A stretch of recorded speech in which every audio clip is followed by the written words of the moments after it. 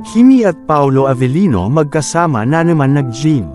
Kaya pala si Kimi sa It's Showtime, nag-couple goals na naman sila sa pag-gi.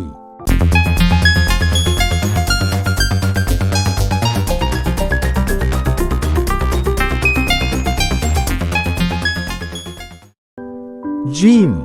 Bakit nga ba nasabing magkasama ang dalawa sa iisang gym? Dahil sa mga larawang ipinost sa Instagram.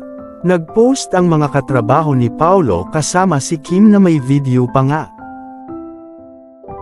Kung makikita sa video na nahahajab si Paolo sa camera ng kanyang katrabaho.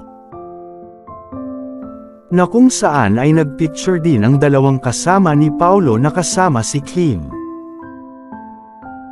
Kaya't hindi napansin ng tambalang Kim Chiu at Paolo na mahahalata sila ng netizen. Dahil na rin sa ipinost ng katrabaho ni Paolo, bagamat wala naman naging kontra. At sinabi ang Kim Pao, na ikinontra ang pagsasama nila. Sa kadahilan ng handa na siguro silang dalawa, handa na silang isa publiko ang namamagitan. Sa kanilang dalawa, at siguradong sigurado, ay alam ng It's Showtime family. Kung bakit wala si Kimi. At nag-leave. Dahil kasama pala, ang Daddy Paolo para magkasabay na sila at magkasama ulit.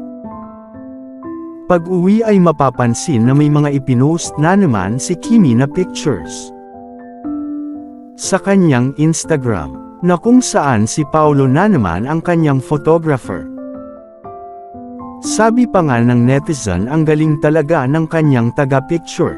At ang pogi pa, sabi nga di umano ay Pao, photographer.